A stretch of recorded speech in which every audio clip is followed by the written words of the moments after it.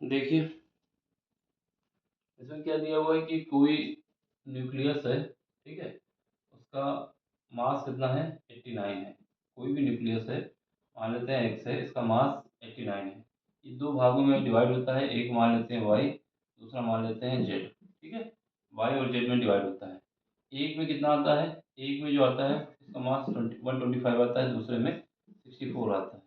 तो आपको ये बताना है इसकी रेडियस का अनुपात क्या होगा, एक्स वाई, सॉरी वाई और जेड की रेडियस का अनुपात क्या होगा।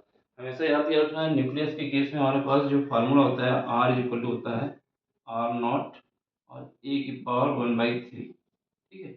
इसी का यूज करना है, इसी का यूज करना है।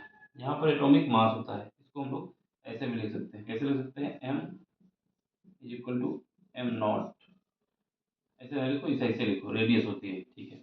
ये रेडियस है, क्या है, ये रेडियस है। यहाँ पर क्या आएगा, आर, आर 125 मतलब है कि इसकी रेडियस, ठीक, इज इक्वल टू क्या आ जाएगा, आर नॉट, तो दोनों में सेम रहेगा। और यहाँ पर ए, एटॉमिक मास कितना है, एटॉमिक 125 पावर 1/3। फिर दूसरी रेडियस 64 वाली के लिए रेडियस आर नॉट, ब्रैकेट में क्या आएगा 64 की पावर क्या आएगा 1/3। अब यहाँ से जब सॉल्व करेंगे तो 125 तक जब क्यूब करेंगे तो 5 आ जाएगा, इसको रूट क्यूब करेंगे तो कितना आ जाएगा, R naught is equal to, यहाँ पर 5 की पावर क्यूब करोगे तो ये क्यूब क्यूब कट जाएगा तो 5 बचेगा।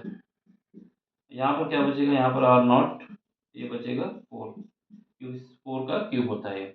अब इनका रेशियो निकाल लो, R125 डिवाइड बाई R64, यही रेशियो हमसे पूछा गया था।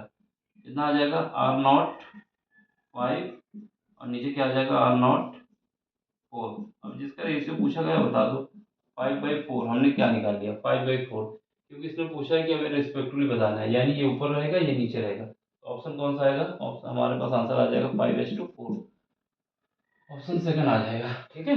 सिंपल सा है, बस ये फार्मूला याद होना चाहिए था कि रेडियस और एटॉमिक मास में क्या रिलेशन होती है, उसके बाद हमें निकालना आसान हो जाएगा।